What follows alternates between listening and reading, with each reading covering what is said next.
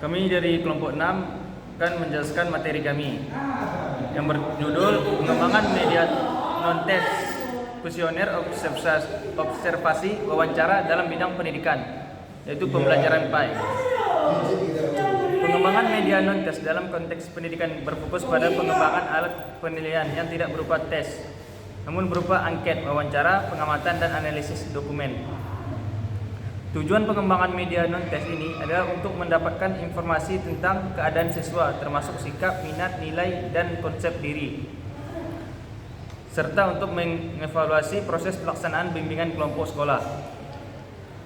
Pengembangan media non-tes melibatkan beberapa langkah seperti menentukan spesifikasi instrumen, menulis instrumen, menentukan skala instrumen, menentukan sistem penilaian, mereview instrumen, merakit instrumen, melakukan uji coba, menganalisis hasil tes, memperbaiki instrumen, melaksanakan pengukuran, dan menginterpretasikan hasil pengukuran.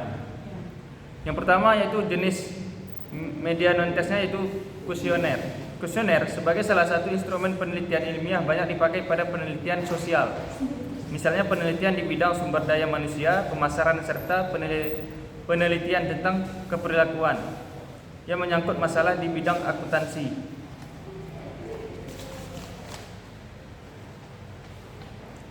Penelitian di bidang akuntansi maupun keuangan tidak identik dengan data sekunder saja, namun dapat menggunakan data primer yang dikumpul berdasarkan teknik survei.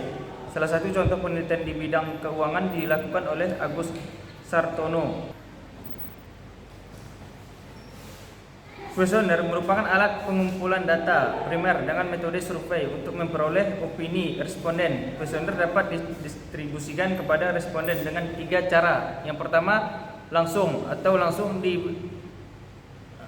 diteliti oleh peneliti. Yang kedua, dikirim lewat pos, yaitu dikirim melalui pos. Yang ketiga yaitu dikirim lewat komputer, misalnya melalui email, WhatsApp, atau lain sebagainya. Kuesioner dikirimkan langsung oleh peneliti apabila responden relatif dekat dan penyebarannya tidak terlalu luas. Lewat pos ataupun email memungkinkan biaya yang murah, daya jangkau responden lebih luas.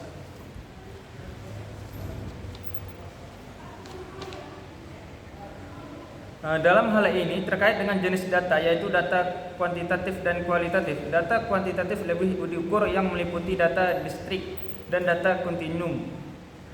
Dan data kontinum meliputi data dengan skala rasio pada dengan skala nominal merupakan contoh dari data distrik. Pada kualitatif yang dominan pada penelitian sosial akan lebih mudah dianalisis apabila data tersebut dikuantifikasi lebih dahulu.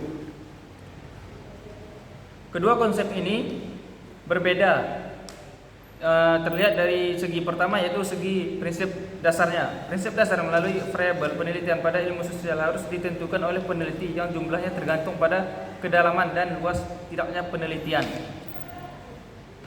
seperti definisi konsep, definisi operasional, dan indikator penyusunan atau indikator pengukuran. Yang kedua dilihat dari prinsip tekniknya.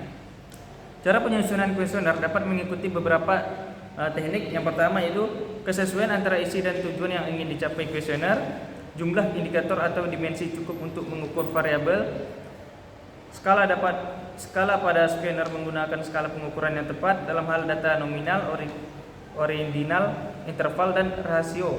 Lebih disarankan menggunakan pertanyaan tertutup. Jumlah pertanyaan memadai, tidak terlalu banyak. Kemudian yang terakhir yaitu jenis dan bentuk kuesioner tertutup dan terbuka disesuaikan dengan karakteristik sampelnya. Kemudian yaitu observasi dalam kegiatan mengamati suatu objek secara langsung dan mendetail untuk memperoleh informasi yang akurat.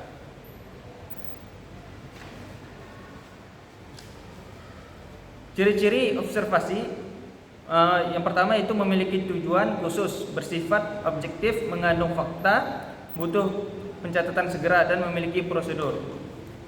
Kemudian yaitu tujuan daripada observasi tersebut, yaitu untuk memperoleh informasi dari objek yang diamati berupa data, skor, ataupun ranting. Pengamatan atau penelitian yang bertujuan untuk mengamati objek atau fenomena, yaitu untuk mendeskripsikan objek dan segala sesuatu yang terkait dengannya, serta untuk menggambarkan objek dan segala sesuatu yang terkait dengannya. Selanjutnya akan dilanjutkan oleh saudara Subhan. Baik, yang keempat itu ada perkembangan media non-tes wawancara dalam bidang pendidikan. Wawancara sendiri adalah dialog antara dua orang dalam suatu hubungan interpersonal untuk mengumpulkan data-data yang kemudian ditujukan untuk hal-hal tertentu yang telah ditetapkan sebelumnya. Tujuan wawancara sendiri adalah untuk mengumpulkan data atau informasi dan bukan untuk merubah ataupun mempengaruhi pendapat responden. Macam-macam wawancara.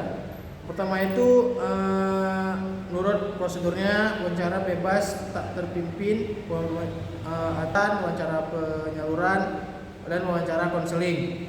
Kalau menurut model jalannya wawancara itu terbagi menjadi 3. Yang pertama wawancara tidak berstruktur, wawancara semi berstruktur, wawancara berstruktur.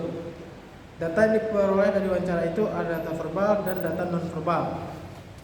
Selanjutnya ada pengembangan media non-tes pembelajaran PAI, di mana memberikan variasi dan keberagaman dalam pendekatan pembelajaran sehingga dapat memperkaya pengalaman belajar siswa. Beberapa contoh pengembangan media non-tes yang bisa digunakan dalam pembelajaran PAI. Yang pertama, media audio dan video, media visual, permainan dan simulasi, cerita dan dongeng, diskusi dan debat. Mungkin hanya sekian yang dapat kami sampaikan. Jika ada kekurangan kami mohon maaf. Wabillahi taufiq wal hidayah. Wassalamualaikum warahmatullahi wabarakatuh.